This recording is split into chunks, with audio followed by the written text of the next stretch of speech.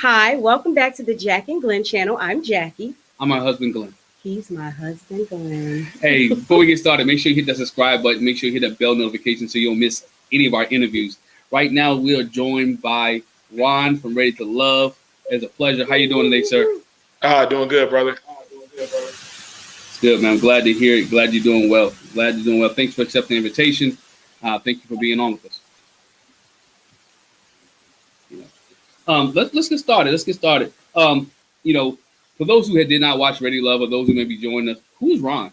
We saw you on Ready to Love. We know that you're a businessman, you're a professional. But who is Ron? When the cameras are going away and everything is done, who is Ron? Ron's a family man, a good friend. I'm a extrovert. Hang out and have a good time with friends and show people good time, like to entertain, whether it be in my house, I cook, I travel, I try to enjoy life. And try to help people in any way I can. I do a lot of different things to try to help different people in Houston, rather just working with the young kids or the youth. I've done certain drives, stuff to help homeless. I do my blanket drive every year where I personally go up to homeless people and I put the blanket on them myself and stuff. It could be a dangerous situation, but I said I wanted the personal connection every year, when it gets cold down here in Houston and stuff, to hand out these blankets myself. I hang out every single one of 400 blankets that I buy and hand out myself. So like I said, I just like to see people in a better situation. I want everybody to win. I'm just a happy person, to tell you on a regular basis. And I have a good support system and a good family, and I'm thankful. Wow, that's awesome. Like, to see you on the show and to find out that like you're out there handing out blankets to the homeless and just doing people stuff, that's awesome.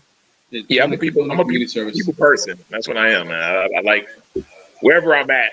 I want to be where the people at. I don't care if I'm traveling. I want to be where the locals at. You know what I mean? I want to be with where the real people are, and that's where I'm at my best and at most fun. So, that's what's up. That's what's up. Nothing wrong with giving back, man. Nothing wrong with giving back or going to help those who are less fortunate. In the first few episodes of Ready to Love, we saw, they mentioned your, as a young man, being incarcerated. Can you talk a little bit about how you overcame that to where you are now? What made you overcome it? What made you change? What made you become different? I'll be the first to admit, I feel in my situation, I kind of got lucky. I was always instilled, from my dad and from my parents that, you have to get an education, you have to do this. That's your only way out as a black male. So I had it in the back of my head, but, you are who you hang around with.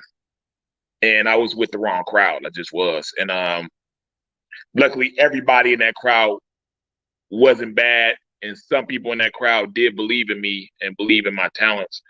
But when I went to jail, I figured out I didn't want to go back here. I felt it was like the worst place in the world. And I just couldn't justify anybody being there. You know what I mean? I understand, bad people get, place for bad people and things of that nature. But it was just, to me, I just have a phobia about being just locked in anywhere. I'm a free spirit. I like to have freedom. It just wasn't a place that I could ever get used to at all. It just seemed like a big waste of time to me. So even, out, I didn't have a great plan or anything in my head. It wasn't on me, but I did have good friends and they believed in me. And like I said, my best friend to this day said, man, you're so much better than this.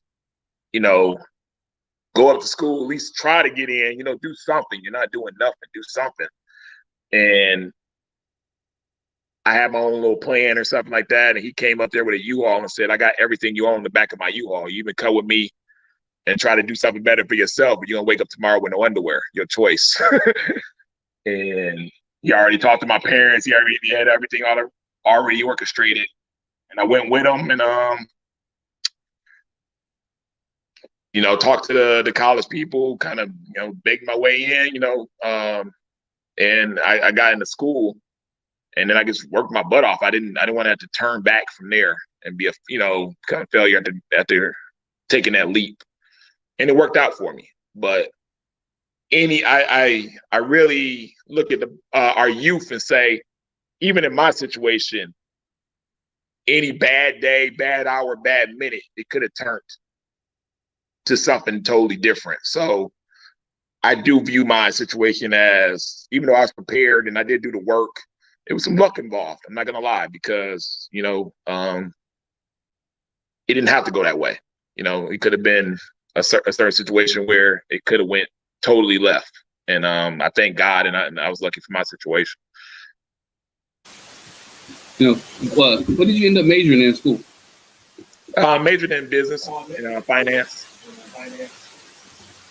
and then stayed and got the master's in business administration. So I just stayed. I wasn't the best top student, but I was a hard worker, and I knew that I had to get it done. It was a means to an end. I'm the type of person, once you give me to start something and I dial in, I've been pretty successful about, the outcomes of those situations.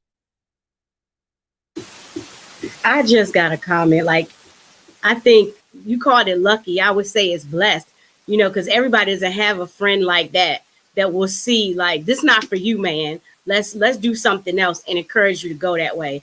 So I think that's good that you're able to share that, especially in the world that we live in now with other young Black men, be that voice for them to say, hey, you don't have to go that way. It doesn't have to end like that for you. Look what happened with me. So that's awesome. And again, it's great to see this side of Ron outside of Ready to Love. Was that something that was hard for you to bring up? I know on the show, you and Cassandra talked about it on your first date. Was that difficult for you to bring up? Like, you just met them, or you knew them on the first date, or do you at most dates tell your story? It doesn't really come up. I mean, nobody really asks, but I'm not ashamed of it or anything. Even going on the show, I was the type of person where people knew me. I'm an open book. I tell myself. I mean, if you go to my social media and stuff, it's a 14-year history of I don't hide anything. I'm who I am, and I like that person. And I'm not ashamed to tell anything that's happened in my present or my past. I mean, as long as it's real and it's true, I'll give you the information. You know what I mean? I was young, I was in with the wrong crowd. You know what I mean? I was confused, like a lot of young Black males are at that age. And I knew kind of where I wanted to be. I just didn't know how to get there. And, I'm on a daily routine, and you get stuck on that routine, and you really need somebody who's doing something different to kind of get you out of that shell, you know what I mean? Or what you're doing, that routine that you're doing every day that's not working out for you. Definitely. I want to say this real quick. So because you're talking about sharing yourself with people on the show. So we always ask everybody this: who did you know before coming on the show? Did you know anybody? Yeah, I knew Kyra. That was the only person I knew that was going to actually be on the show. And then when I got there, I was surprised to see Troy, and I've known him for like 14 years. And then Chris, the mailman, I knew him for a while too. Yeah, that's Black. Everybody know Chris, man. Everybody knows Chris. Chris is a popular guy, man. It seems everybody we talked to, everybody knew Black, right? They call him, everybody knew Chris. Yeah. I thought that was quite interesting, considering, how early he got let go. I'm like, well, dang, everybody know Chris. Y'all should have been fighting for Chris, Yeah, Chris is quiet though. He's a natural quiet guy. He's been that way as long as I've known him. So, yeah, it's a different venue to be at, especially in that mixer. If you didn't talk a lot in there we was under the clock and everything that was going on with that, then it was gonna be that was survival of the fittest out there. I'm an outgoing person. I'm in lounges and bars and stuff, talking to different people all the time, and I felt nervous out there. That was a different beast, different environment out there. Yeah, absolutely. Yeah, imagine walking out to, you don't know where you're going. They just hand you a glass of champagne, you walk out, and it's all this land, because it was like a plantation type of like setting, and you got people a half a block away talking to each other and stuff, and you had to go interrupt their conversation to kind of introduce yourself and try to get some time with the ladies. And it was like, man. Hey, before we get to the mixer, how did you end up on the show? Did you sign up? Were you recruited? Somebody sent you an email? You know, everybody has a different story how they ended up on Ready to Love. And were you having problems with your dating life? Yeah, they found me. I think it was a email or something, or maybe they sent me something on my social media. I was a little familiar with the show. I've seen season 2, and I kind of like the setup of that. I wasn't having any problem dating per se, but I guess I was having problems with the results because I wasn't turning those dates into a long-term relationship or a marriage. And that was my ultimate goal. So I'm the type of person, no shame in my game. I'll take help or diversify meeting people wherever I can. I was on dating websites. I was on this. I was trying everything I could to meet the right person. So I was open to anything. So you was coming there really looking for love, finding that person that you wanted to spend the rest of your life with. Oh yeah, I came in there with 100% intent. I did. I stopped dating 2 months before then. I did the work that I thought I was supposed to, and I was like, I'm just gonna go 100% full to date with intent. And if it don't work out and I get myself in trouble, then I can at least maybe I can self-eliminate and get out of it. In this situation, I couldn't do that in the real world if I stayed with intent and it didn't work out. And then you're in a situation where you met a young lady's kids, or something happens. It could be some penalties for that, So I thought this was a good time for me to really dial in and date with intentions. And I was willing to any promise I made to any of the girls, I was willing to back it up 100%. So, when you first got to the mixer, and you watching the first episode, it kind of had you in the background. We ain't seen much of you in the first episode, but we know that you was putting in a lot of work. And, who are you looking at when you first came onto the mixer? You saw y'all was on the plantation.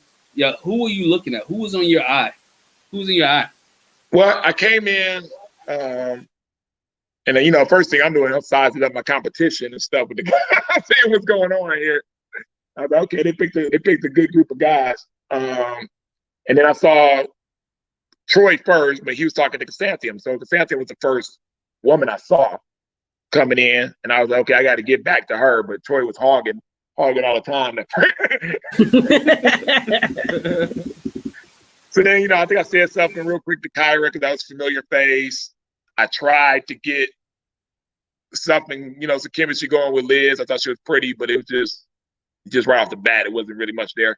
And then I ran to Amber, and I took her to a secluded spot, and we talked for probably about 2.5 hours. They basically had to break us up. And then from there, I kind of got I met Ida, and then we kind of hit it off for the rest of the night for the most part. And me and Stacey had a good conversation too in the mixer. That's probably why I could have explained why we didn't see you too much on the first, because you was talking to Amber for 2.5 hours. Yeah, it was a good conversation. I thought they was gonna post some of it, but then I know why they didn't. Right, right. Yeah, we talked about starting food trucks, and it was a great conversation.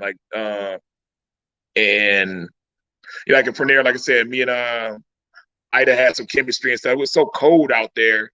We got a blanket together and kind of climbed up in the blanket. And I was just trying to meet as many people as I could. Man, I was the last person to get out to the mixer, so I was under the time gun. Like everybody else is there 2 hours, 3 hours before I was even got out to be able to talk to the ladies. So I was like, oh man, they had me out last. I was in the car for 6 hours while everybody else was out of the mixer, making connections. So. Wait, you said you were in the car for like 6 hours? Yeah, because they were bringing everybody in one-on-one. If you're the last person, you're just in the car waiting for them to send the car around there to get you to the mixer, and you can send the car and you get sleepy, you're tired. You know what I mean? You got a million thoughts going in your mind, you're nervous, and by the time you get out there, you're like, man, I don't even feel like even talking to no females no more. Like I'm in a whole different mindset. Yeah, so being last out, that wasn't a good move. Nah. Yeah, because you know, think about that, setting your mind, you're like, dang, man, these other dudes, these other 9 guys got to jump on me. You know what I'm saying? Oh yeah, and then when you walk out, you really see how much of a jump they got, because they're in a full conversation 30 minutes, and you out there like, who's not talking to somebody, or who seems like their conversation ain't that serious where I can interrupt it. But yeah, you're last out. I think me and Khalil was kind of the last 2 guys out. So it puts you at a disadvantage for sure. Wow. Yeah, you know, so once you get there, you realize that, you know, you got to step your game up. You got to get your conversation on, that you really speed date real quick, because then you hear that there's elimination. You know what I'm saying? That you hear, did you have a little fear in your eye, or fear in your heart that, you know what, it may be me because I am the last one out here, that I didn't do enough to get to know a lot of people? I think you always have a little fear in you, but the first one, I was like, 1 out of 10 of these guys, you know what I mean, it ain't gonna be me. I was like, okay, I was pretty okay with that one. But then when they said they was gonna do another guy, another guy elimination, I was like, man, you're gonna take 20% of the field away on the day one? Because that first elimination was so quick. I was probably only there, I felt like 45 minutes. I mean, the sun was still on, the playoff game was still in the back. Like, and he was like, elimination. I was like, whoa. Like, the person didn't have enough time to finish their wine. You know what I mean? It was champagne. So that first one came real quick. You didn't have enough. I was just thinking in my head, I was like, if I did all this work to leave that quick, I'd have been mad. Like, and then the second one was more towards the end.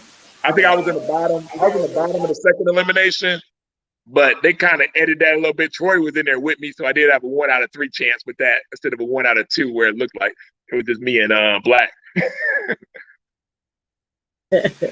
Troy was in there, you know, speaking of Troy, man, as you say, you knew Troy coming into it, and as people call Troy the kissing bandit, you know, because he out there kissing everybody. You know, but when you saw somebody that you know with Kyra and you saw Troy, how comfortable did you get? You like, you know what, I like you mentioned, 1 out of 3, I got Troy at the bottom here. I may not go home. Did you, in your mind, you like, you know what, I really need to find me a connection quickly? Because had you watched the show prior to getting on, so you knew I had to get me about 1 or 2 connections before I go home. Oh yeah, I figured after that first day at the mansion, I was like, man, I didn't think I was gonna make it much longer. I'm not gonna lie. And then I kind of snapped out of that, and I said, man, I had to remember, you know, because it was COVID. You know, I ain't been out and about in a while. We've been locked in. I had to remember what it was. And, you know, the next day was the brunch, and I was like, I'm gonna come get this suit game. I'm coming in and stuff that I'm comfortable in, and just, you know, and really, you know, about to bring it to them, because, you know, I knew I had some good stuff to offer a lot of the ladies, and I just came with a different confidence, you know, the next day around. So when did you and Alexis really get so close? You know, after you get to the mixer, I mean, if you pass the mixer, you don't get eliminated. You have the brunch the next day. You know, when did that relationship between you two really starting to kick off? Well, the brunch, I mean, at the mixer, we didn't talk at all. Matter of fact, she was in my bottom. I personally had like one little conversation with her, and I think that's when I found out she was a TV producer, and I was like, I ain't talking to a TV producer on a TV produced show. Like, this is kind of weird, you know what I mean? And I don't know, I didn't like a lot about her. At the brunch, I didn't say one word to her at the brunch, not at all. Like, just, I think her and Andrea was like the 2 worlds I just didn't feel no connection or anything towards. And then, like, luckily, when we were kind of like sitting down where we, you know, Tommy's finishing up talking about what's about to come, and this is the time where you're supposed to get everybody's number that you want to talk to kind of, you know, make a connection, you know, on the phone. She was just right next to me. Like, literally, I'm sitting here, she's sitting there. We didn't plan that. We're just across from each other. And I said, this ain't right. You know what I mean? I came here to try to date outside my box and talk to some people I normally wouldn't talk to. This lady's right in front of me. I ain't said one word to her. let me at least try to see if there's anything there. Let me start a conversation and stuff. So I started a conversation. We were talking about some Christian values or something like that. And then come to find out, my cousin went to school with her, and she used to be his publicist. And I was like, okay. And this guy, I'll take his vouch over anybody's. So I said, you know what? I'm going to do this. Let me get the number. I'm going to hit my cousin up. If he got some good stuff to say, we're going to continue this conversation and stuff and see what's going on. So, I hit him up. He gave the vouch. He hit her up. He gave the vouch from her to me. I didn't really know what to say to her because I haven't talked to her in 2 days. So I went to her Instagram page and kind of studied the stuff that was going on. And I kind of liked some of the, the values that she had, which she was talking about how she runs her household, or once her household ran with God first, husband second, then the kids. You normally see a single mother. She puts the kid in front of everything. You know what I mean? And I like the way that her situation was. So I had some information. I had the vouch. I called her, and we had a 3.5-hour conversation. I've never been on the phone with somebody that long. I'll be perfectly honest with you. Wow. So then after that conversation, we were like, okay, they're going to be shocked, but there's some changes about to be made, right? In this board, and from there, she was pretty much my number one from there out. So, you mentioned her pecking order per se, or that she had God first, then the child and everything else. The show made you come off as if that you wasn't into God. You know what I'm saying? That you wasn't really feeling her spirituality per se. How did you feel about that? That they made you look like, that you wasn't really trying to be the head of her house.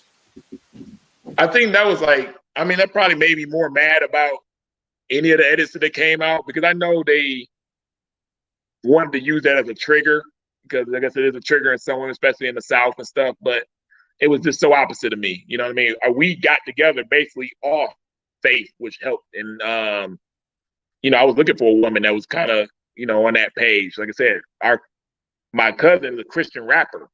He's the one that was vouching for both of us. She's been in my house. She's seen the Bible on my table. She knew that I had a bad church experience, but it had nothing to do with my faith in God. I just said, I got to find, I don't necessarily want to do the church thing as much. And luckily with my cousin being such an influential person in Christianity in Houston, he hooked me up with a pastor who came over to my house and was doing free Bible study for me. And it just worked out better for me that way. So, like I said, I had something against a certain church. I didn't have anything against God. And I think I brought up spirituality and me in a relationship more than she did, because I was a little worried, because I'm not a pastor like her ex-husband is. If you was looking for that, that's not exactly me. I'm about as spiritual as about, most black, 80% of, the regular people who believe in God and try to do the right thing. And I'm not against going to church, and I pray at dinner like everybody else, same thing. But, I wasn't on the level of a pastor. So I was like, that's what you're looking for. Again, let me know up front, because I can't be that. I'm not going to be living in the church, because I knew what that looked like, because the friend that hooked us up with, he did that. He's in the church 5 days a week. We're still best friends with my cousin, but I can't do what he does on his schedule with that. I'm not that deep into it. So I let her know up front, and she was like, oh no, I don't want that. I had that. I want a person that's more flexible and this and that. She said she ain't been in the church in over a year with COVID and all of that, and it's not a big deal. And I thought we were on the same page and everything was good. Wait, I gotta backtrack a little. Got a little joke. So you said your Bible's on the table. So is it the big family Bible, or is it one you actually use that you got marks in? It's the one I use. I'm a Bible guy. I'm more of a Bible guy than actual church thing. Like I said, I wanted to. Yeah. Even when I went back to, I had a bad experience at a mega church. I went to a smaller one, and the guy talked me in there, and I said, I just don't, let me, if you don't bother me, let me sit in the back with my Bible and go over, you know what I mean? Like I said, my markings and things of that nature with the word, I'll come to your church. No problem. I'll give it another try. And he did it. He let me alone. He let me do my thing. And then he passed away. He was an older guy. But yeah, I'm more of a getting my word from the book. Like I said, with the Bible study person, Pastor Rios, he has a degree in it. He knows how to interpret, the words the right way and stuff. And that's what we do. We just say, hey, we're gonna go through it and we're gonna interpret it the best we can. And I'm gonna give you my knowledge on it. You give me your intake, and that's how we're gonna go at it. And I loved it. I loved it. So that's I love it. Yeah, I mean, I think sometimes people get lost in mega ministries. I'm not saying I don't know what your experience was, and sometimes you experience church hurt. Sometimes you don't get that, as you mentioned, get into a smaller ministry where you get that one-on-one that you needed to grow spiritually. I just think the way that they made it produce, or they produced the show is like, Ron's a heathen. Here's the catch line where they're like, I guess the I'm not gonna pray about it, I'm gonna get it. For me, I'm like, what is it? Like they cut it, they edited it, they chopped it off so quick before I was saying what I was saying. It just said it, and I think everybody thought it was the bag or the money or something. I heard so many different things. What does it mean? Does it mean more God? I mean, what is it? But what happened was this person is not a confession. It's a person that's interviewing me. He's asking me a question, and he suckered me in with the question because he knows what kind of guy I am when it comes to my family and my household. And he was like, okay, real quick question. If your family has no food and they're starving, are you going to pray about some food, or are you going to go get some food for your family? I say, oh, no, forget praying. I'm going to go get it. Get some food. I said, get some food for my family. I said, get some food for my family. Like, of course, my family's starving. And I'm saying all this, but they cut all that and they get stop at that. Forget praying. I'm going to get it. None of that about the food family questions down. And he's the interviewer, so he's edited out automatically. So yeah, they suckered me in on it. So yeah. Oh man. So most dudes can go get it. So we might pray when I bring it back, but we can go put in some work. You know what I'm saying? Yeah, but I'm like, to go get whatever it is. I didn't even know what it was. I was like, what is it? Like they changed the sentence so much that I didn't know what was going on. I was like, what is it? And then I remember I say, oh, that's when he was asking about food for the family. I didn't say go get it. I said go get the food for the family. I'm answering his question. So yeah, it's crazy. Yeah, so I can definitely understand why, with them kind of skewing it that way, how you would feel like, well, dang, why you do that? That's not me at all. Like, I don't want to come across as no church hater. It wasn't even about that. Like I said, you know what I mean? And shout out to I'm going to give a shout out to the atheist people, because it was almost like they came in droves in my DMs that support and stuff. And I couldn't accept the support because I was like, I understand that you guys were looking for somebody to stick up for your beliefs on a show like this, but I got to stay true to the truth and what's real. I can't take your support because I'm actually a believer in God and high faith. They just edited wrong. I'm sorry that they did that to you guys. You know what I mean? But I'm not your hero. You know what I mean? I just, nothing wrong with you. I mean, you're just as fine as everybody else. I'm not the type of person to put judgment on anybody and their beliefs, but I can't live that life for you. I just can't do it. I gotta go with the truth of my experience and who I am, and I'm just not atheist. So if a plane goes down and I'm in a plane, and the first thing I'm gonna do is bow my head and belief. So I couldn't take that. So yeah, I had a lot of them mad at me then too, because they're like, oh, you're not you're not one of us. You're not gonna stand up for us, and I said, nah, man, I gotta be who I am. Definitely. We know that you had Chrysanthemum. We know that you had Alexis, and we know that there was that you had Tressa. That was in your top 3 when you first got there. What did you like about each one of them? It was Alexis, Chrysanthemum was 2, Amber was number 3 always, and Tressa was Amber. 4. Okay. I think I'll start from 4 up. Me and Tressa just had a relationship that I can't explain it to you and you would understand it. I think our classic line was always, I was like, Tress, you think anybody would ever understand our relationship? And we could look at each other and be like, nah. Because, man, I think we had the closest relationship probably about anybody out there. Like, literally, it was when me and Tress was around each other, it was just like pure affection. I was her protector.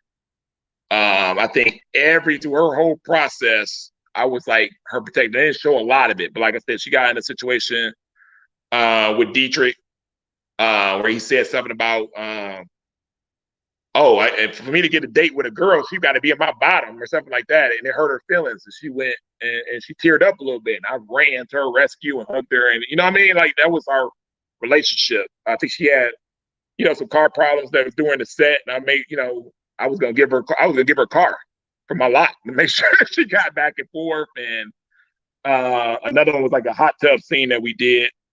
And I could, through the interviews and stuff, I had a feeling it was at my house. And I was like, they're gonna try to make it seem like you too afraid to get in the hot tub because you're, a thicker woman.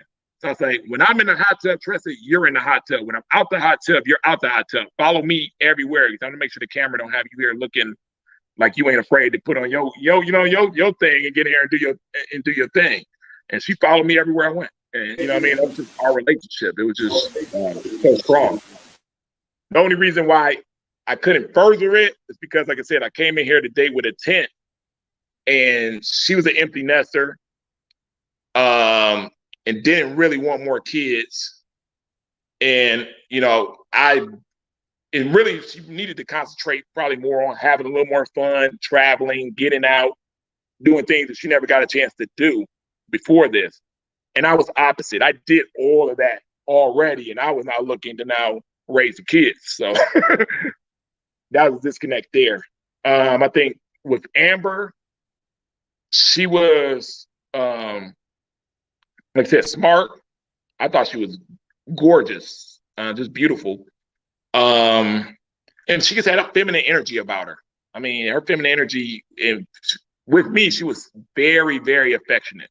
She rubbed me every time I'm around her. She rubbed me. She do this. She liked doing it. Feminine energy, easy to talk to, and it was just it was natural chemistry from the start. Even if I didn't try to make chemistry, we had it probably more of a natural chemistry than I did with any of the other girls. Chrysanthemum, that was like we were just alike. We were both outgoing. We both like to go out, have a drink now and then, and like to be around people. We both like to travel. We lived about 2 miles from each other. We had mutual friends. We lived in similar cities before, and yeah, it was just kind of like I've dated that archetype a lot in the past, so I knew exactly what I was getting with Chrysanthemum 100%, and I understood it. And a lot of guys who didn't understand it, I knew. You know what I mean? I knew how to maneuver with it. I knew everything about it, so it wasn't no surprises with Chrysanthemum. And I was attracted to her highly. And then with Alexis, she was kind of like that opposites, but it's opposites attract type of situation, where this is the first time that I've dated really out of my box of a woman like Alexis, which I never have before, and it was working at the time. So it was intoxicating. Like, man, this is probably the reason I ain't got married yet, because I haven't gave a woman like this a full shot. And like I said, she's if you know Alexis, that girl has a battery in her back, and she's determined. She wants to get what she wants. And you're thinking in the back of your head, like, if you had a woman like that working for you in a wife type of situation, man, that's a woman that could bring something to the table. You know what I mean? Some energy, something that you could really build with. You know what I mean? If this is a whole basketball team league with the women, and I was getting my first pick, and I'm trying to win a championship, shoot, I'm grabbing Alexis first all day long, because I know that woman's work ethic, and I see the way she's raising her kid, and I'm loving it. I mean, I know the routine by this point, and she's a great mother, so I know I already got that off the bat. If I want to have another kid with this woman, I know she knows how to be a good mother off the bat. So yeah, all these things from a long-term standpoint, Twitter is my number one in the way I was thinking. You know, you have that group there. You mentioned Chrysanthemum, so I want to skip to the reunion real quick. Okay. You had Alexis, you had Chrysanthemum. Is the reason that she was able to see your mother because y'all live so close? Because that was one of the things that came up at the reunion that she saw your mom. They were like, "Oh, you don't just take a girl till you see your mom unless you got." Yeah, that wasn't a big deal. Like I said, my mom had tickets. My mom, brother, and sister had tickets to come visit me in Houston because they don't live here months before I even signed up for the show. When they come here, they're in Detroit. You know what I mean? They want to come here and turn up. Like, it's Houston, you know what I mean? Warmer weather, black people, you know what I mean? So I can't keep them in a house, even though I'm right in the middle of the journey. So I take them to a little, lounge nightclub. We get a little table and stuff, stuff my family likes to do. My mom's outgoing. While I'm there, I'm still dating the women. And, this is crucial time, because you don't have a lot of time during this process. So, of course, Alexis couldn't come because she got a kid. She's in the bed by 10:30, 11 o'clock usually. So I was just texting back and forth with Chrysanthemum. She does live right up the street. And I was like, just come, not to meet my mom, just come out and see me for a drink or two, since I'm here. I'm stuck here anyway because I'm entertaining my family. And she didn't come right away. She came like at 1 o'clock in the morning. And she came and had like a drink or two, said hi to my mom and everybody, just kind of like that. And then I walked her to her Uber and she went home. And that's all it was, you know what I mean? And yeah, I do. Now, me and Chrysanthemum have talked about my mom in the past. My mom is kind of similar to her mom. And we talked about those similarities and things of that nature. But yeah, in this scenario, it's just my mom having a good time. She's doing her own thing. And me trying to get some extra time in, you know what I mean, anywhere I can, because I'm busy with them all weekend while everybody else got a chance to talk and date that weekend with the women. I got to be with my family because they already bought tickets. So I'm trying to squeeze in time anywhere I can. And I just had her come up and have a couple of drinks, but it wasn't a formal meeting. Everybody's family is different. Now in a reunion, I'm not going to throw my mom under the bus and say my mom was out the club partying at 1 o'clock in the morning, 2 o'clock in the morning. Right. Or global television. Right. So I couldn't defend it. I just had to eat that one. I had to take that L. While I'm looking at Alexis like she crazy with that messy old, rehearsed move that she did. Because Alexis knew. Alexis knew that my mom was in town that weekend. She knew. You know what I mean? I told her that Chrysanthemum said hi. Yeah, I told her the whole situation. I never kept any information from Alexis. Nothing ever. I refused to. She knew everything. And then my mom met her sister that Sunday, Alexis' sister. So it was really fair. Within, who met who. So it was whack. They definitely tried to make it a bigger thing than it was. I mean, I get it. You trying to kill two birds with one stone. I got to entertain my family. I'm not supposed to be going out at all because remember, we on COVID protocol. So I'm getting in trouble for that already just for them showing up. But I said, I can't tell my mama to cancel the ticket she already paid her money on. You don't do that. So I'm trying to bob and weave. I'm already going off 3-4 hours of sleep during this whole process because I still got to work. And I'm like, if Chrysanthemum is sitting right there, I'm talking to her on the text. She's like, "Who's your wait?" She knows the spot that we're at. She's like, "Who's your waitress?" And I told her, I asked the waitress her name is, and Chrysanthemum was like, "Oh, that's my best friend." I'm like, "Well, shoot, come have a drink. You live right at the corner. Like, might as well come and have, have one drink or two." And that's all she did. She went right back home. We're going to get back to the other stuff, but I got to touch on this real quick. I had this question. So, like you said, y'all are filming and you're doing the show and you still got to work. So did you prefer being on this season of, everybody from Houston, or would you have preferred to be on a resort? Would that have worked? If I had to choose again, I would rather be here than on that resort. I ain't hear a lot of good things. And everybody says that. Everybody that we ask about that says, you know what? I'd rather do the way we did it instead of being on a resort, because the resort is like, It's 24. Everybody know your business. Everybody's around there doing whatever. They knew our business too, because we're bubbled too. Because like I said, we couldn't go nowhere.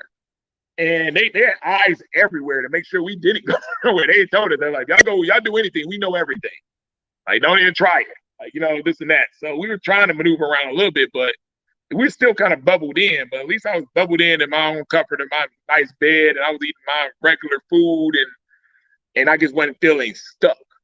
That resort would have been tough. I think from a connection standpoint with the ladies, it would have been a lot better, because at least they got a chance to see everybody. In our situation, we had to wait for production to put us on a date. And 9 times out of 10, we didn't even know who the date was when we showed up. We didn't know if it was somebody we wanted to be with. We didn't know it was somebody we didn't want to be with.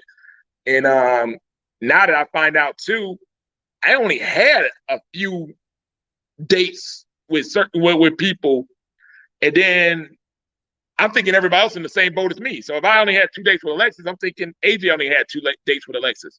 Kind of find out, I only had 2 dates with Alexis. AJ had 8 dates with Alexis. So they weren't. It was production manipulation. Yeah, they were manipulating the situation to try to get people who they want to be together. Yeah, definitely. And those dates were powerful to do so, because the dates is all you see, because they were the camera dates. Now I was doing some off-camera dates, getting in trouble for it. I wasn't supposed to do it because they didn't want you to change the narrative, for one, and they didn't have it on camera. So to them, they didn't care about it. But the camera dates told the story for once. So if you didn't have a bunch of camera dates with somebody, they can't tell your story, no matter if y'all like each other or not.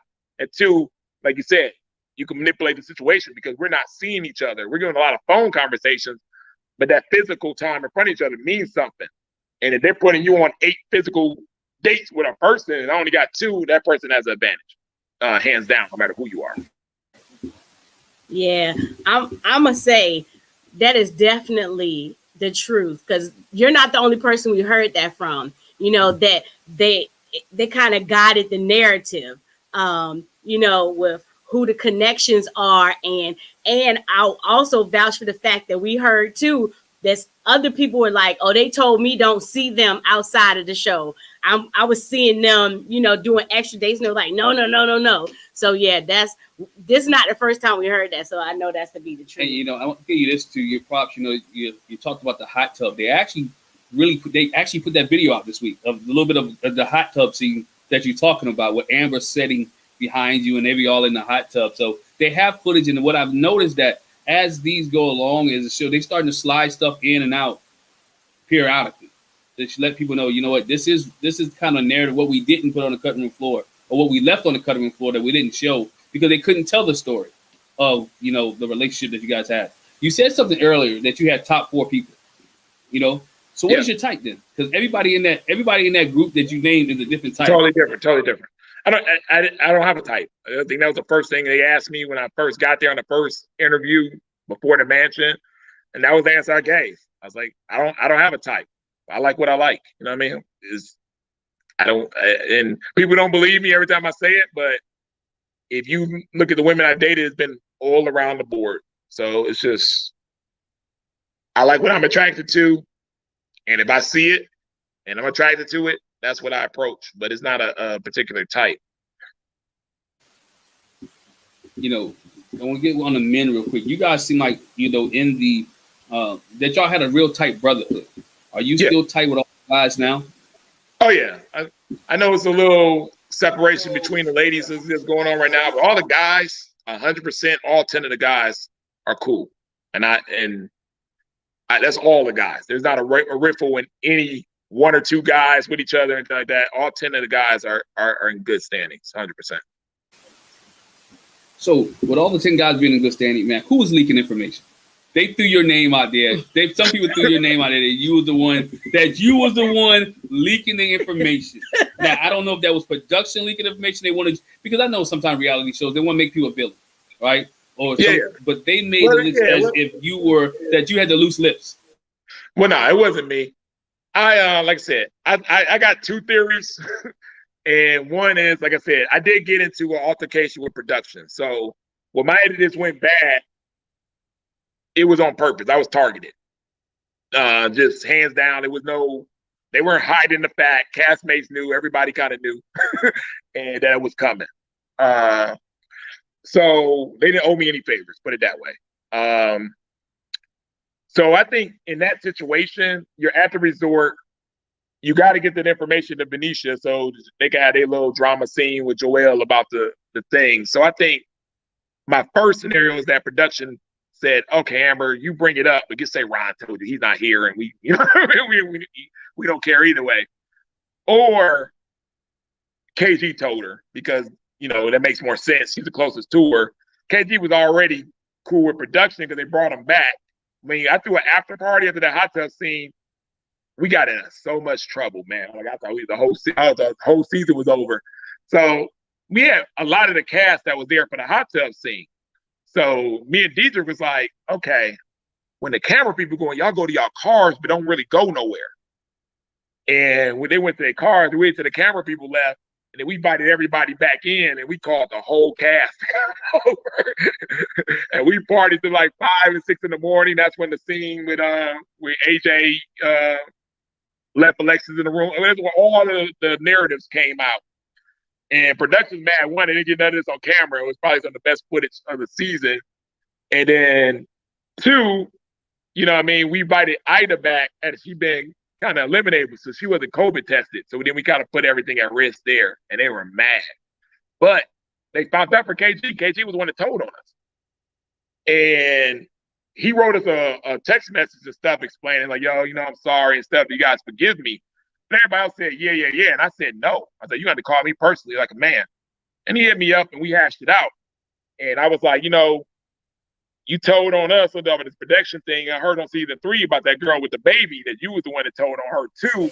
So it's kind of like, it's kind of like, I was like, what's going on, man? You be leaking information a lot. And so it kind of made sense that if it came from Amber and them two talk to each other every day, that part about Joelle and Kyra to Benicia came from KG or production.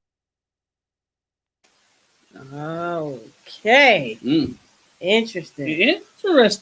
Very interesting. That you mentioned Amber. While we were talking about Amber and KG, when Alexis eliminated you, all right, you brought Amber's name up, and I know, was that coming out of her place, or you knew I'm just gonna laugh it out. Did you think about it, or was just one of reactionary type things? I was gonna tell Alexis about the Amber date that day.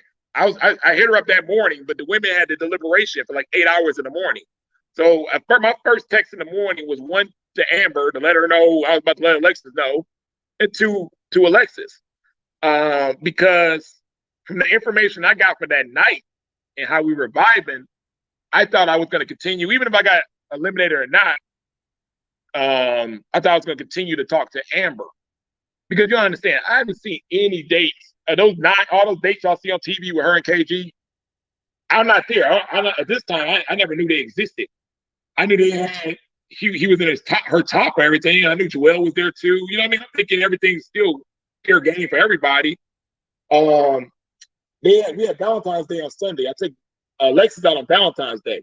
Amber hits me up on Monday and goes, "Oh, you took Alexis to Valentine's Day? You didn't ask me?" And I said straight out, I was like, "Ain't that KG's job?" And she said, "No, you could have asked me or whatever like that." So I'm thinking this dude didn't even take her nowhere for Valentine's Day. And so, you know what I mean? Like, it wasn't the love story y'all see on there. To me, that was nothing. Like, it was nothing like that. I felt I had the biggest connection with Amber out of all the guys. You know what I mean? We're talking every day, So when I had to kiss with her and everything like that, and that night was a good night. You know what I mean? I ain't gonna lie. Like, so I was like, okay, they're friends, because they were already sharing my text messages with each other. Even Amber apologized for me. I got the receipt on that, where she was like, I was like, "Amber, why are you sharing my text message with Alexis?" I was like, do I need to like just send the text message to her first to cut off the middleman? Like, what's going on? And I just felt it was like, they were kind of, partnering up to kind of see what was going on. And I was like, oh, like, so if they're friends like that, and I want to continue to see Amber, I got to tell Alexis to make sure it's okay. I feel it'd be the same thing if it was Chrysanthemum and Stacy. It'd be the same thing. You know, if I went out on a date with Stacy and I was supposed to be kind of talking to Chrysanthemum, even if we were over, the first person I'm gonna hit up is Chrysanthemum and be like, hey, this happened with Stacy, is it okay? Or, you know, vice versa with Alexis, hey. And they cut it where it just made it seem like I said, like I blurted out, I kissed Amber and got up and left, and that wasn't the case. I said, hey, I had a date with Amber, went good, we had a kiss, you know, how do you feel about it? You know what I mean? You know, is it, you know, I'm having a full conversation about it. And the first thing she told me was, oh, I already know about it. And I said, okay, well, you girls were together in a deliberation for 8 hours today. She probably did tell you. So, and then she asked me, her next question was, did you do that to get me back for kissing AJ? And I told her, no, you knew me and Amber always had a connection. You even told me yourself, if I don't choose you, choose Amber. So, and then after that, it was over. I mean, hold on. So she gave you consent that if you don't choose me, choose Amber. We know that based off of Alexis that her and Amber were real close. Real close. Because of the whole retreat. Real close because of the whole retreat situation. And that's why she called her a Judas. So she basically said, you know what, if you don't choose me, at least choose my girl. Yeah, of course. She was like, you know, Amber's kind of like me, you know, little dark-skinned girl, smart and stuff like that. I think at the time when she told me that, I'm trying to think if it was before or not. It might have been a detour to make sure I didn't choose Chrysanthemum. Because, you know, Alexis playing that game, but but she did say those words. So what I mean, so there was like a I don't want to say this, a colorism situation then, because dark-skinned girls, light-skinned girls? No, it wasn't that. It's just more like there were more similarities to them two than, I guess, you know, everybody's going to go who you more similar to, I guess. You know what I mean? I understand it looks like Stacy and Chrysanthemum, light skin on light skin, dark on there, but it wasn't planned that way. If you look at the personalities of the four girls, Amber is closer to Alexis in personality, and Chrysanthemum is closer to Stacy. So I wouldn't say it as a colorism thing. It's just a personality standpoint, I guess. But yeah, so were you surprised? Was I what? No, go ahead. No, I was basically summing up that part. So yeah, we had a full conversation there. When she told me she already knew, I didn't have nothing more to say about it. That's why when I heard the whole Judas thing and all that stuff when I come there, I went up to Alexis. I said, what were you talking about? Like, how dare you act like you didn't know 100% of everything about me and Amber? You knew everything. I told you everything. You had all the text messages. You had all information. No, why you acting brand new? Like you didn't know we were talking. And she told me, well, I didn't think of Amber as a threat. And she's still thinking in competition mode. And I was like, okay, maybe in the show, she wasn't maybe a threat to you because you knew they were going to pair up. You know, she was going to pair up with KG and go through there. But I was like, in real life, I'm thinking dating in real life. That's all I cared about. I'm thinking with dating long term in the 10. In real life, she was she was about to be number one. You know what I mean? She was up there.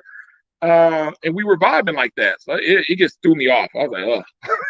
And then that's when I knew it was two types of dating. It was you were dating for the show or you were dating off the show, dating for off the show, but it was hard to do both in your mindset. So the game I was really trying not to play, it was almost like they were trying to they're gonna make me play it anyway or pay for not. Like it was just Yeah, you went where I was about to go. I was gonna say how much of playing the game did you see, well, playing the show, did you see more than actually being there trying to date? It seems like. Yeah, I knew it was a game going on. I knew that. I'm not dumb. I knew how to play the game. I just refused to play the game, but it was like you feel like that kid at the on the playground and stuff, and all the kids trying to get you to play, and you're like, I don't feel like playing today. And they're like, oh no, I don't feel like they're playing today. And then somebody throws the ball at you, and you're not looking to hit you in the head, and you're like, I told you I'm not playing. Like, so yeah, it was some playing going around, you know what I mean? Definitely. And you just have to make a decision, you know what I mean? Like, or were you to me, I couldn't do both. I know some people could date real and play the game a little bit at the same time. I'm not gifted like that. I got my mindset has to be one way or the other. So I had to make a decision. I can't speak for everybody else, but I couldn't play the game and date for real at the same time. So I had to make a decision. And my decision was I can't play the game then. I gotta concentrate on dating. Were you surprised that it was Alexis who kind of eliminated you? Because you very rarely see that in the show, that is really the person that you've been dating is the person that sends you home. Usually it's somebody else that sends you home other than the person that you... Nah, they want the drama. They knew what they were doing. I mean, they knew that me and Alexis had a 3-hour conversation, not even 24 hours before that. It did not go good at all. That was our end. Our end was that conversation. Everything that we talked about based in elimination was a repeat conversation just so they can get it on camera, the conversation we had the night before. And I found out some things that I wasn't, happy about. You know what I mean? It was just and that conversation was about AJ. It was 100% about AJ. And she basically said, what we all know. We all end up seeing is, I like the guy. He's charming, this, and that. And I was like, okay, well, you should have told me that. We've been each other's numbers one. We've been talking every day. You hid a lot of information about that. And you were kind of keeping me on the back burner, part of the gaming aspect of it. And I told you I'm not playing the game. Like, you know what I mean? Like, just let me have my own experience. Don't put me on your own game roller coaster. Let me be able to maneuver the way I want to maneuver. Let me know what's going on. I gave you all the information. You had a blueprint.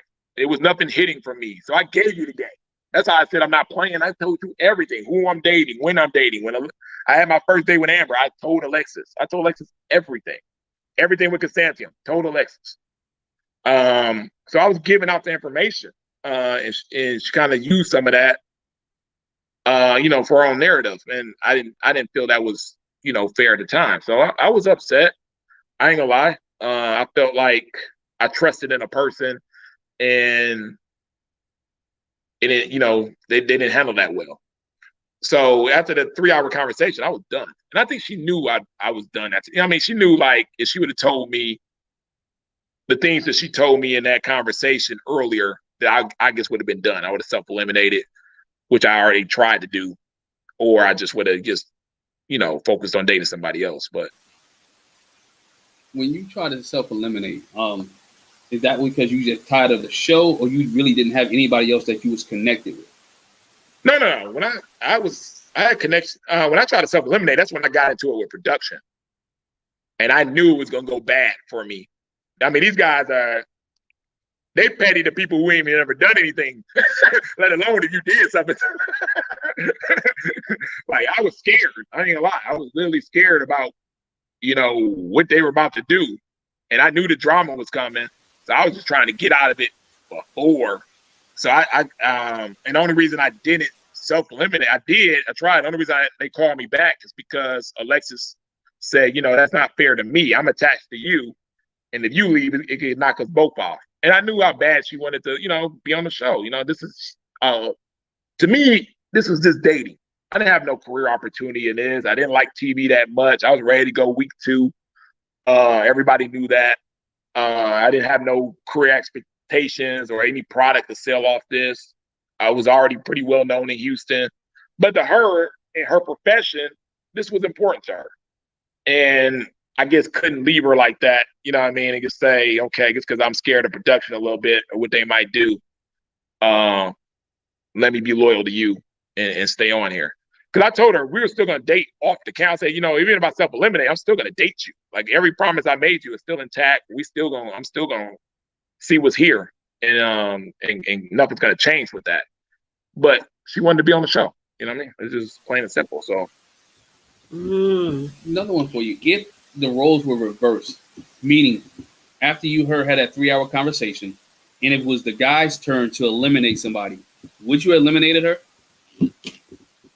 I don't know if I had the power to eliminate her. I wouldn't put her at your bottom, though. If she would have been, if it was your turn that week to eliminate someone, the guy's turn, would Alexis have been on your bottom? Alexis wouldn't have been in my top. Put it that way. No, me and Alexis were done. So yeah, I guess.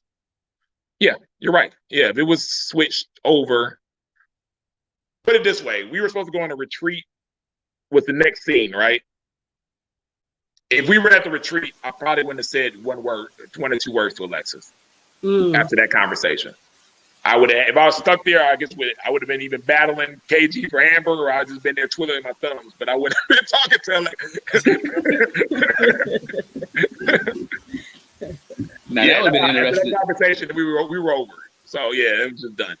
You definitely would have been public enemy number one if they would have had that narrative of you and KG fighting for Amber, and you would have actually won. Man. Oh, yeah. I didn't know. See, I didn't know the narrative, so I'm just looking at it as saying, like, I'm just thinking everything, you know, I mean, that whole KG and Amber situation took me by such shock to how they were setting that up. Man, blew my mind, because I'm thinking, like, you know, we're just having, you know what I mean? You're a regular person, just like everybody else, and we just competing like we've been competing for the one we want to talk to. I didn't know y'all been on as many dates. I didn't know the connection was like that. I didn't know anything. I didn't know nobody met anybody. I'm not seeing any of this stuff. I'm just, and even in the deliberations with the guys, we're the only place where we get our information, up to where the masquerade ball was. Stacy was KJ's number one. KG's number one. He's in there like, oh, I just love Stacy. We just had a wonderful conversation. She's been in my mind all week, and I'm hearing this. I'm like, okay, well, Amber on the 100% radar. And then, you know, he started talking about her and stuff. I think Tommy made a comment on one of the deliberations where KG was talking about, yeah, me and Amber talk about the stars, the moon. And he goes to me and he goes, Ron, you and Amber talk about the stars and the moon? I was like, nah, we don't talk about that. We talk about some other stuff. We don't talk about that. But yeah, that's kind of how it was played in real life, with just friendly competition to the thing. So yeah, you're right. I would have been public enemy the way they narrated if that would have happened. But I wouldn't have known, you know what I mean, until it should have got aired. I'm like, man. Yeah, man, I want to backtrack a little bit. We were talking about you and Alexis in this 3-hour conversation.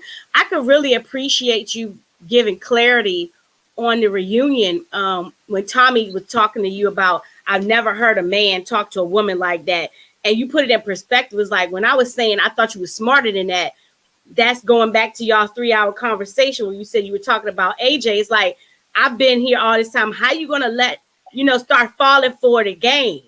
Yeah, the game. Because we knew what it was. Because like I said, I'm here the whole process. AJ ain't been nowhere to find. You know what I mean? And then a week before elimination, the guys talk. So AJ's like, man, y'all all got number ones. I don't have one. I think I'm the next guy to get eliminated. That's his own words.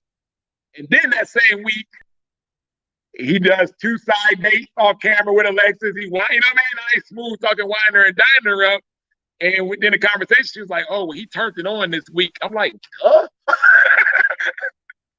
course he turned it on this week. You know what I mean? Like, how, do you like the guy that much that you're not seeing that? You know what I mean? I'm like, and that took me by surprise. Like I said, she's a very intelligent woman and smart. I just think when I meant smarter than that, I didn't mean like her actual intelligence. The girl is very smart, genius level.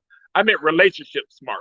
That she hasn't had a lot of relationships, I don't think. Remember the guy I met that was her ex boyfriend, whatever, that was 15 years ago. That guy, they didn't date till they was in college. So after she got married, she's been divorced for like 6 years. I was like, you couldn't find no guy within the 6-year period out there that you dated that know anything about you? So I could ask some recent questions, get some recent information. So I just thought, like, I'm trying to help her out of saying you might not know the games and everything that well because you might not have dated a lot like I have, because I'm seeing this like in 3D. Like, okay, I know what's going on. Do you feel like you wasted your time by coming on the show? Or do you feel like you had good experiences? You didn't find, let's say you didn't find the love that you were looking for. Do you feel like you wasted your time, or did you learn about a lot about who Ron was that you didn't already know? I do feel like I wasted my time just because I came on there for a genuine experience, a real one. And I felt I left with a bunch of fake stuff, fake narratives, fake setups, fake people in some situations. And it changed me. I'm not gonna lie. It's like, you know, the Wizard of Oz. Once you just seen the wizard, you can't just go back to the yellow brick road no more. And I was happy on the yellow brick road. You know, I think what I did learn about myself was that I thought I was having a lot of new experience and doing that, but I was kind of in a loopish, kind of, you know, in my routines and stuff like that. And I did kind of free up to kind of like not care what people think as much and just kind of you know, go after new experiences and things of that nature and kind of, you know, really just stretch myself out a little more, which would definitely help me in business and help me down the line. But yeah, if I had to do it over again, I just wouldn't have done the show. I didn't know some of the aspects and moving parts of the show was like it was before I got into it. You know what I mean? So moving forward in dating, how has it changed your dating? What are you looking for now? What is Ron looking for now? And when it comes to dating and finding that love, I think the two things that changed was now I'm looking for integrity and some accountability into a female. Because I've seen, like, you know, you got some of these women, and they're working, they're modern, and some of them they want it. They want to be able to say that they reached a certain plateau by themselves and things of that nature, and what they're willing to do for it shocked me in some aspects. You know what I mean? Like, man, you know, I need a woman that if somebody gave you $12 million and said, hey, you just got to say something about him. He only gonna do 8 months in jail, and then you can make it up to him after and stuff like that. She said, you know, I've never throw my man under the bus for no money and make him do 8 months in jail. You know what I mean? I need that type of woman, right? A real ride or die with that integrity and stuff like that. Who's just not gonna think about her agenda or, you know what I mean? Some, like I said, some people are so ambitious that, you know, what they're willing to do for it sometimes would throw you off. But yeah, I need a ride or die. I need somebody who's gonna say, "Hey, I'm not gonna talk bad about this person and, you know, this guy in public. I'm not gonna throw him under the bus. You know, no matter what. You know, I'm gonna ride with him." So, and I just think, like, as a black male, we really need that more than ever now, because we want to have that loyalty in our black women. We want to have that belief. And the way the narratives are going, the way media and everything's spinning everything these days, we're losing it by the day. And I've never seen so many men that just so okay and wishy-washy when it comes to black women. And it's a trust factor. It's like, man, I don't really trust that this woman's gonna look out for my best interests long term. And I hate to say it, but that is some of the narrative that's going around. And I would love to do it my part to try to change it. But yeah, we're men. We got little egos. We want that stroked a little bit, but we want loyalty. We want integrity. You know, we want a person that we believe in is going to be with us, you know, no matter what. So we can, you know, build and fight together. You know, before we'll let you go, once you clear something up, I know they cut this. And I know you talked about this a lot. Let's clear up this date thing with Amber. I know, you know, they made you look bad on there because you went from 3-2 to 1. We had Kyra in the background saying 1, you know, many, whatever she was saying, you know. So if I give you opportunity to clear up, how many dates did you and Amber actually go on? Well, me and Amber had 3 altercations. I mean, you call it dates. I would never tell a woman what a date is to her. Like, I just don't do that in real life. So, like, prime example, I might go out and say, hey, babe, come over, let's watch a movie. I go out to get fine dining food. I go pick it up. I come back, you know what I mean? We watch a movie. I spent 4 hours with you, you know, everything like that. And I was like, man, we had a great date. And you look at me and go, that ain't a date. You didn't take me nowhere. I didn't get dressed up. You know what I mean? So what's a date to somebody? To me, anytime I spend some money, spend some time, in my head is a date as a man, but I can't tell a woman what a date is. So I go by, with her, I went by what happened during the situation. Did we have fun? Did we have a good time? What it was. So the first one we kind of agreed on was a date. That's when she came to my house. I cooked for her, had wine. We cuddled up on the couch, watched the movie, stayed about midnight. We cuddled the whole night. Walked to her car, texted when she got home. Everything was cool. She came to me. This was off camera, so she didn't have to come. This wasn't one of those scheduled dates. She came on her own. So when I'm saying 3, 2, 1, whatever like that, I'm explaining it while I'm saying this. They edited all that out because they didn't want y'all to know what really happened, between us while I'm saying it. So I give that out first, and she goes, "Okay, that's one." The second one, I'm like, "Okay, that's the hot tub." I was like, "Okay, we in the hot tub, we there, and you giving me a 40-minute back rub, we cuddling, we talking and stuff about certain things that you would say, talk about, if somebody's you're trying to pursue in a certain way." And then she was like, "Oh, well, this person was there, another person was there." And I was like, "Okay, it was a group of us. I won't count that one." That's why I said, "Okay, no, they're not 3, then 2." I gave her that one, even though to me it was a date. I mean, you rubbing my back for 40 minutes. I ain't got, normal women I talk to don't give me no 40-minute back rub and all that affection and stuff, and I'm sitting between them in the hot tub, and all that. But okay, I gave her that. I said, "Oh, that's fine." And then the third one, I was like, with the kiss. I was like, "Okay, you came to me where I was at. I invited you. I got drinks. I got hookah. We danced all night. We kissed, danced more. We shut the place down. I walked you to your car. You called me as soon as you got home and said you had a wonderful time. We talked about each other's friends. I said the words, I hope you see what I see in us." And you said, "I hope so too," with all these heart emojis.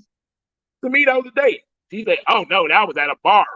I said, "Okay, fine then." You know what I mean? Like, I normally don't take a woman to a bar on the first day. You're right. But I had no choice there because we weren't supposed to be out in the first place. We could have got in trouble for even going there because we were all supposed to be locked in because of the COVID situation while we were filming. So I couldn't take her anywhere nice. You know what I mean? I'm just trying to sneak a date in, without production finding out. So I said, to me, it was a date because that's the best I could do under the circumstances that we had with the rules and regulations of the show. And we had a great time, and it was spent 3 hours with each other. You know what I mean? To me, that was a date. To her, she said it was a bar. She's sitting next to KG. I'm not about to argue with you next to your new man about what was a date or not. You heard what happened. You know what happened. So I said, "Okay, fine then, 1. Fine. You say it's just 1, and it's 1. I didn't care about 3 to 1 because I only had 2 dates with Alexis the whole time. With all this drama, me and Alexis only had 2 dates. We had the one golf date that y'all saw, and then we had the Valentine's date that I gave y'all that information on that. Right. And then me and Cassandra only had 2 or 3 dates. And if we're not counting going to the bar as a date, me and Cassandra only had 1 date. Right. So to me, 3 to 1 dates didn't mean anything. In that situation, it was just all about the experiences. Because like I said, we're not counting certain things as dates. But me and Cassandra only had 1 date. Me and Alexis only had 2. Definitely. So you must got some strong phone game to build those relationships and connections because everybody had a strong phone game and stuff. My phone game was good. Jason had the best phone game. Jason called everybody. Jason had phone game on to me. I was falling for Jason. Like, "Man, Jason, you always checking up on me, man." I love that brother. But I'm saying, yeah, Jason had the phone game, but I knew the phone game everybody knew that was an important step that you had to make a connection with somebody because you couldn't depend on them for putting you on a date. Like, I'm begging for a date with Amber. They didn't put me on 1 date with her. They didn't believe me and Alexis at first. Me and Alexis was like, "We're each other's number ones." They're like, "We don't believe that." They didn't put us on that first golf date until way later. They were just throwing me on dates with Cassandra and stuff, but they thought that was the narrative person they wanted. So what happened? We didn't really see what actually was it. Freaking frack that really separated you and Cassandra, or was it something other than that? Because the way the narrative was that all the guys felt they were too close with Stacy and Cassandra. Stacy goes home, and the next day Cassandra goes home. What really ended your relationship, or what you had? Nothing. Like, I didn't eliminate Cassandra. I was not ready to go. I was not done making a decision. Cassandra had a wall up at first, and I was slowly getting it down. Now, if I was dating Cassandra in real life, this would be a 6-month process with a woman like that. I know how to deal with a woman like Cassandra. I just would have slow rolled this. I just would have done like a date a week or a date every 2 weeks and just slowly built her trust. That way I'm not overexerting myself. And we're getting to know each other slow, and that's the way that she operates. And then pretty soon she'll be like, "Okay, we had this history days, I feel comfortable and stuff, and that wall would have came down on our own terms, on our own time and stuff like that. But I didn't have that type of time during the show to do that. So everything had to be more sped up. And I knew in the back of my head, I could run out of time before I got that wall going down. It was going though. So I needed another week with her. And the way the eliminations happened, I didn't get that. I tried to still date her after the show to say, hey man, we were almost there. I don't know, I can't tell you what our relationship would have been until we got that wall all the way down, but it was going down. Let's continue to date. And then she felt the type of way about being eliminated. And she put up like 6 more walls. We still talked a little bit and did that and put me back to the ground zero. And I was like, I'm just exhausted, man. I can't go and break all those walls again. And I understand, she wants a man to work for it and stuff. And I get it. But I just, once we got to that stage, I just couldn't do it again and break those walls down again. So it's kind of fizzled out that way. But she looked out for me during the snowstorm. She was one of the only women, even when Alexis was kind of, we were kind of distanced during that time. Because Santham offered me, a place to stay, some food. I didn't have no electricity or anything like that during the storm. And I commend her for that. She's a good woman. And I just think, from a long-term situation, even if everything went perfect, I just think it still wasn't my match.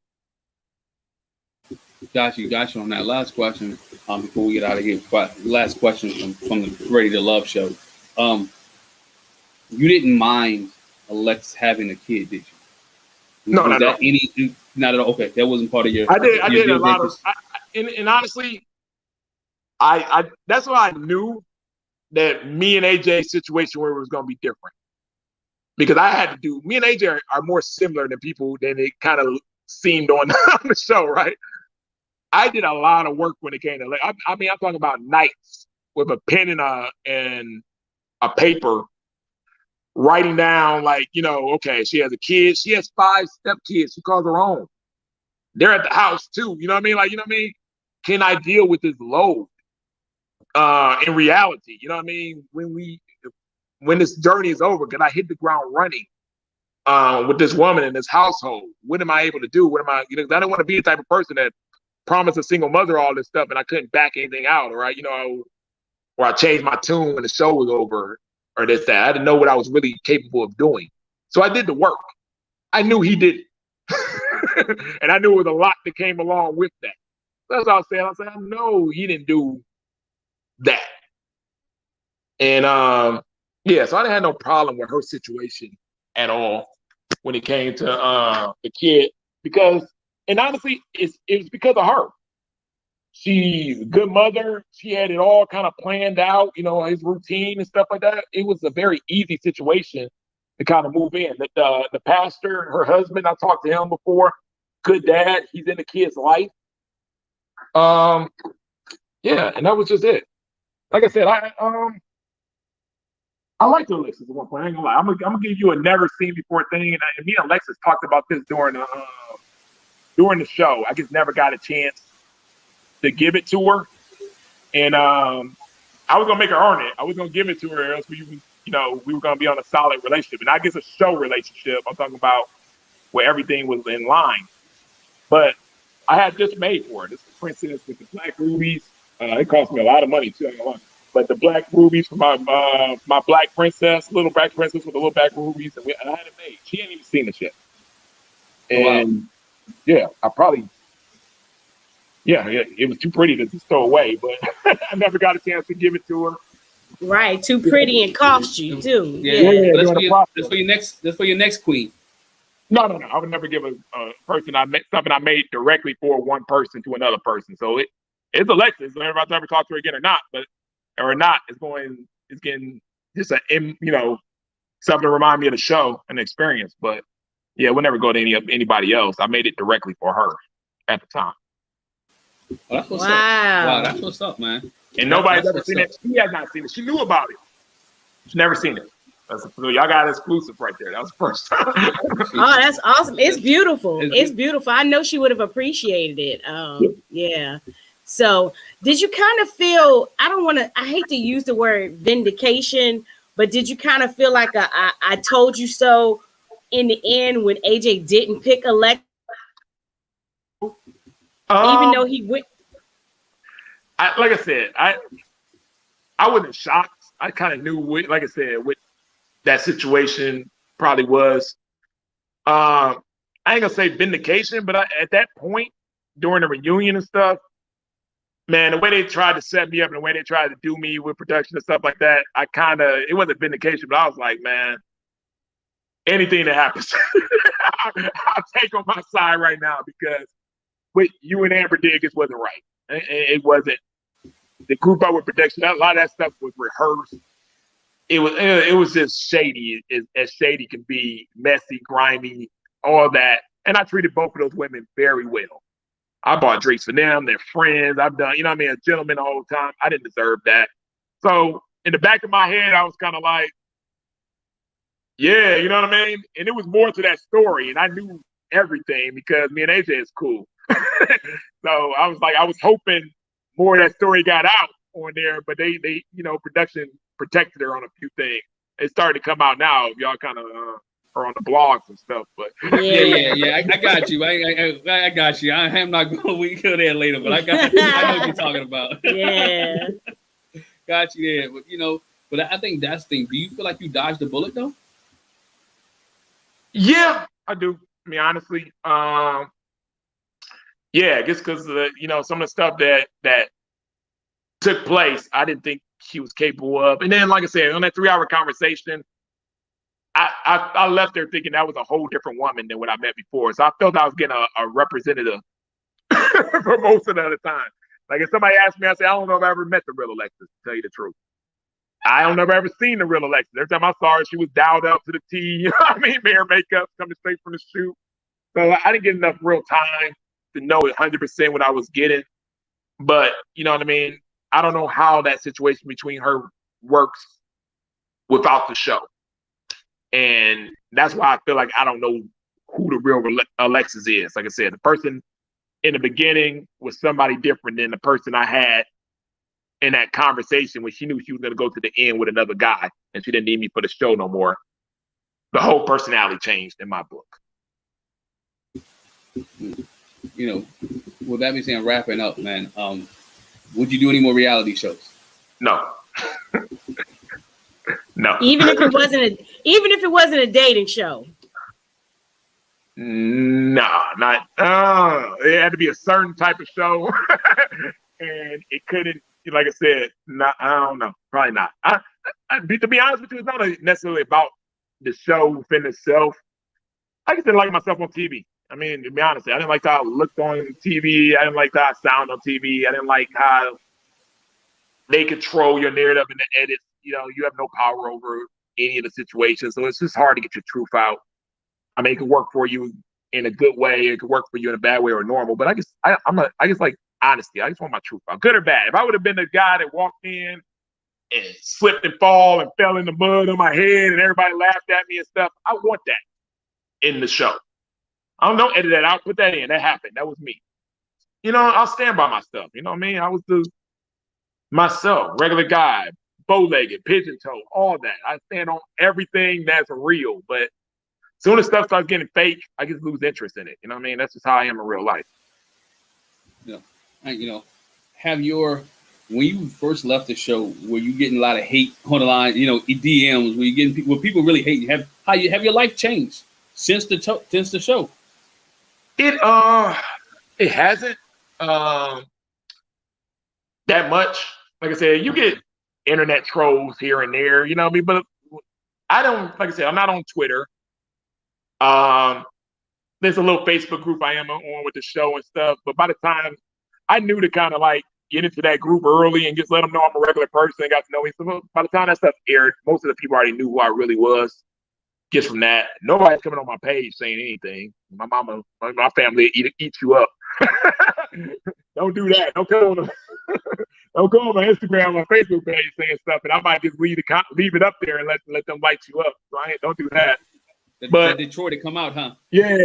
I got too many family and friends. Yeah, you gotta understand. I had a 14-year reputation in the city that's solid. You know what I mean? Beforehand, and that's not gonna change.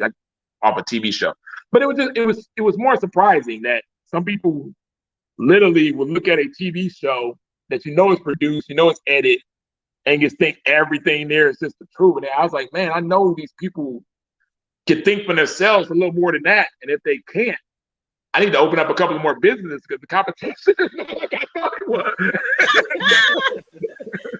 Like, what's going on? And like, y'all really like this? Are people really this easily controlled by media? I'm like, man, like some of this stuff is like wow, I didn't know people really existed like that in that aspect. And like I said, I tell people all the time, if you're just looking for entertainment, yeah, be entertained, laugh at me, feel that whatever narratives they put out there and edit it out there, if it triggered something that makes you feel better about your past relationship and stuff, enjoy at my expense, enjoy anybody's expense, enjoy. I want you to. If you want the truth, though, don't call me asking for the truth, though. You're going to get the truth. I ain't going to hide it over there. I don't want to make you not, I don't want to tell anybody Santa Claus ain't real. But you come to me for the truth, I'm going to get the truth. I'm going to stand up for myself, and I'm going to stand up for my truth. But if not, just enjoy the show. It's a good show.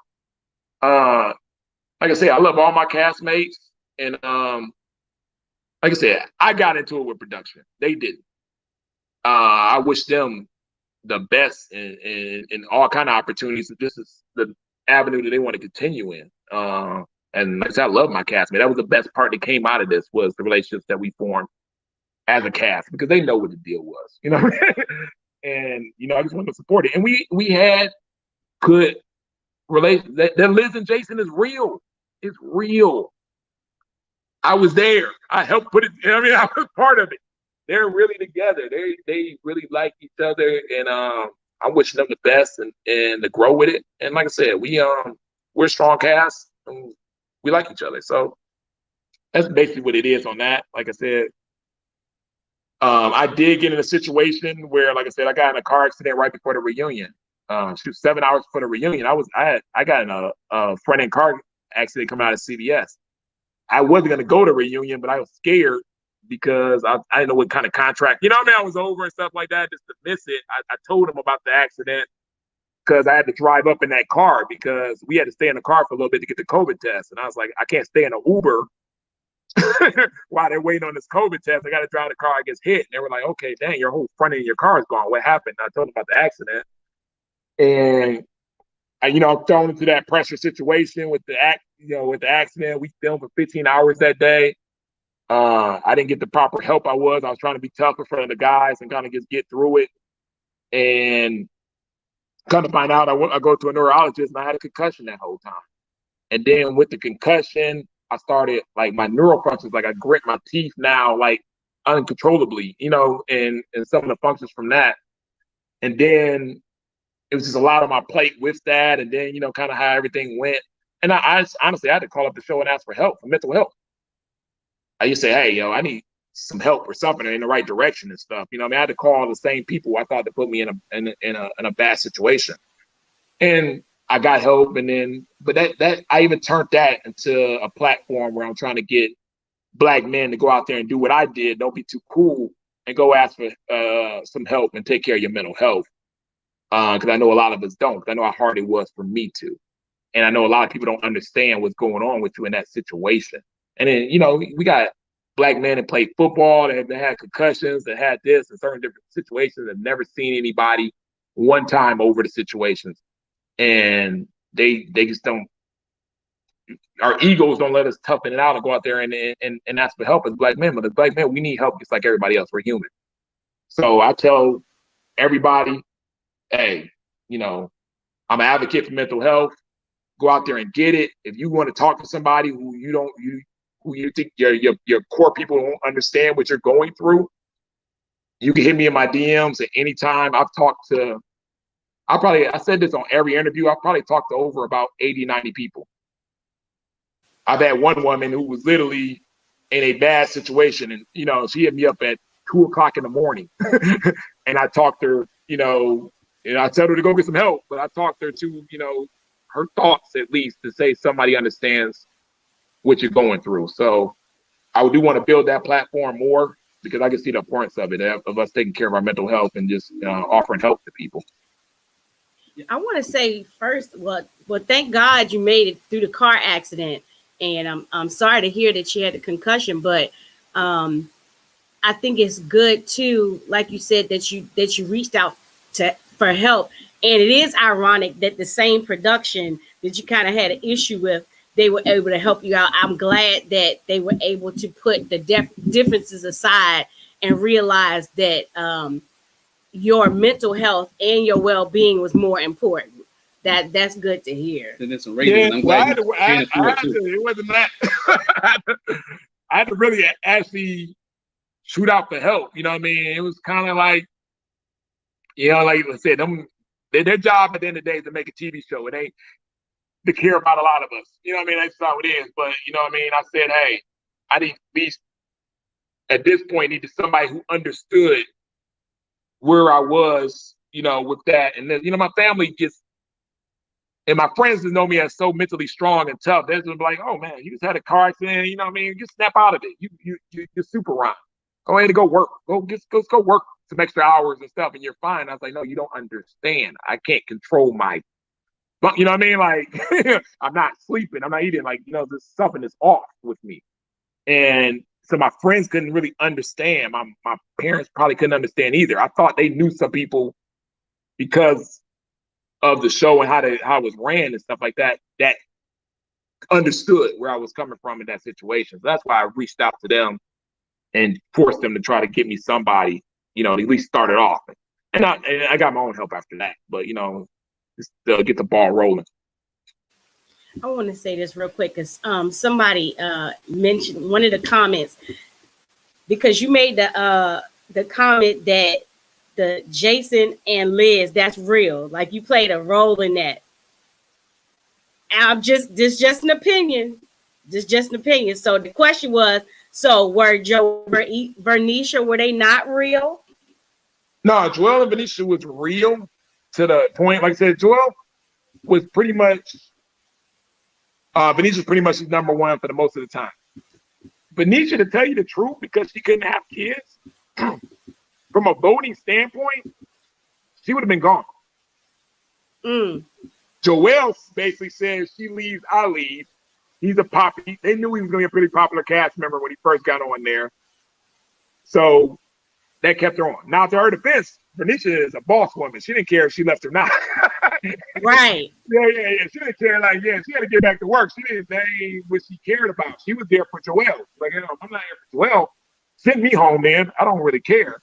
And, you know, we thought that, you know, he was the reason why she was there in the first place. So I thought that would shock me because I just thought that was a perfect situational couple because he has the two daughters. She's such a strong mother and mentor to young women.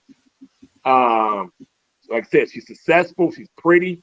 I mean, I'm looking at him like, you know, what else do you want? You know, like in your situation, you know what I mean? You don't want no more kids. You don't want no more kids. Everything kind of lined up in that situation to me. But Joel, I love Joel. He's probably I'm probably closest to Joel as any other guy on the set. Like I said, he shows up to my house and knocks on the door randomly, you know, at 9 o'clock just to kick it and talk. And he's a good guy.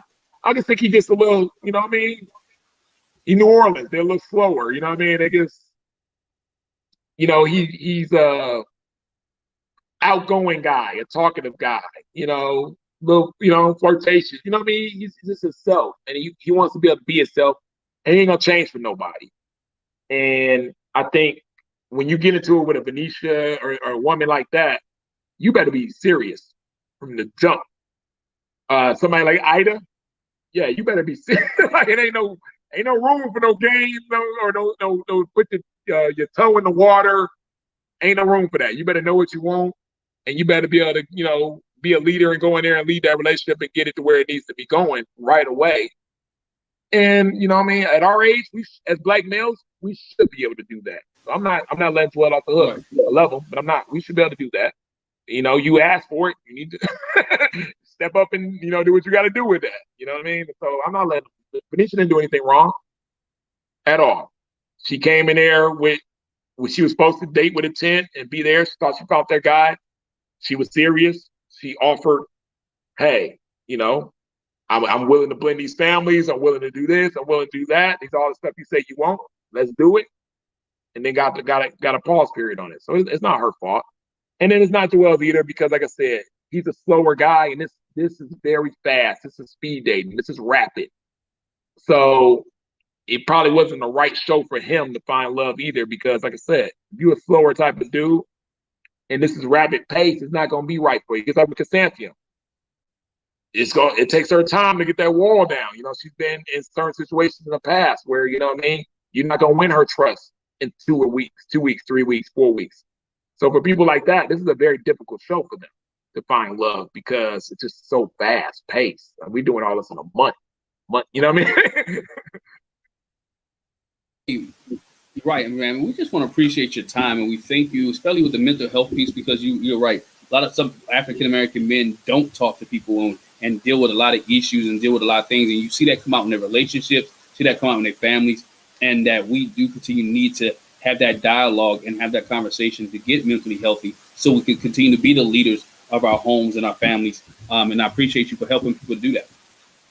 Yeah, like I said, and I'm not gonna stop. Like I said, it's gonna be something that's important to me. So like I said, if anybody, I know where you can get help now. I'm you know, I'm starting to work with certain organizations and things of that nature, but I'm a client myself. I had to go get help. You know what I mean? I'll be the first to admit, and I'm okay with it. I'm cool about it. I'm still cool. I'm still me. I'm not crazy. Nothing's changed. I still run my business. Right. I'm still dating. I just had to get my brain. You know, you got to take self-care. You got to take care of yourself first. And that's just absolutely simple as it is. So. Hey, if you got anything to promote, man, promote your businesses, promote your you know, how people get in contact with you.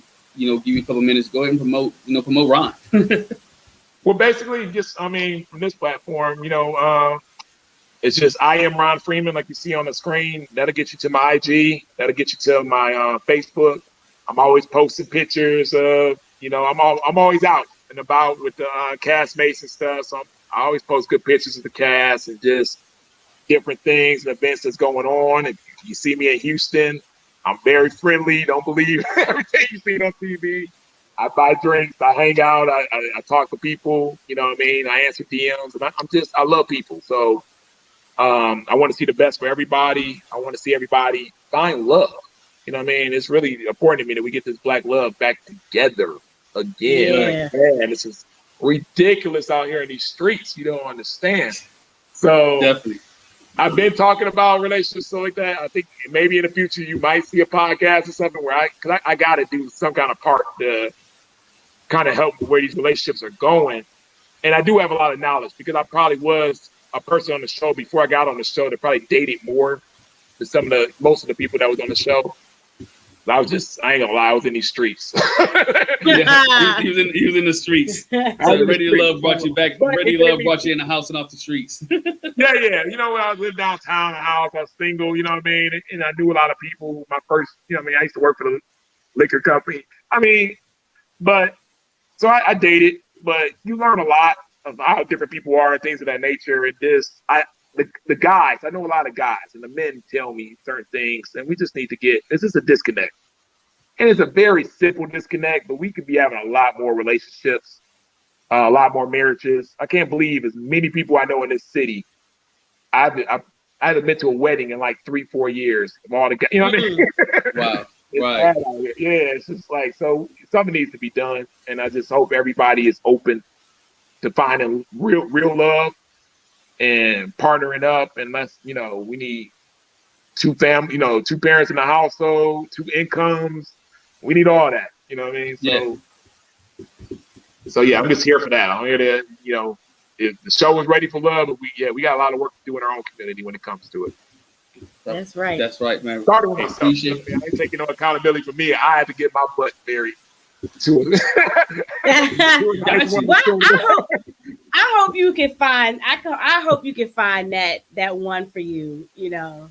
Yeah, because I'm with the black love too. I love seeing black love. There's nothing like it. Nothing like it. So you just gotta be able to weed out all those facts, all those people in your DMs. Make sure it's the right one. Make sure it's the right people for you, for you to have love. Yeah, like I said, with y'all being a married couple and doing your thing, you're inspiration. You know what I mean? This is the examples that we need to be seeing, and it's a blessing to see how y'all work together. I mean, it's beautiful. Like, people get inspirations by watching you guys and how y'all work together. Oh, bless you. Bless you. Appreciate it. Bless you. It's an honor, man. It's an honor for you to say that. I like him most of the time. I like her most of the time too. We put in some work, but now we appreciate that. Appreciate your time. Appreciate your honesty and your transparency, and we just appreciate you for being here and giving us this opportunity, giving us the opportunity to interview you. And thank you for sharing.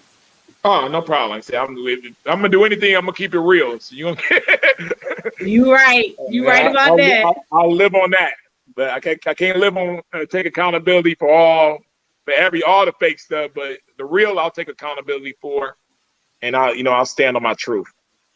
But thank you for the opportunity for letting me even share it. So absolutely. Hey, ladies and gentlemen, before we leave, make sure you hit that subscribe button. Make sure you hit that bell notification. Make sure you share this with somebody else. And make sure you continue to support Ron Freeman on his Instagram. Make sure you continue to support Jac and Glen, and go find some black love somewhere. Black love. Yeah. Ladies and gentlemen, good night. Thanks, y'all. Thank y'all. Bye-bye. Bye.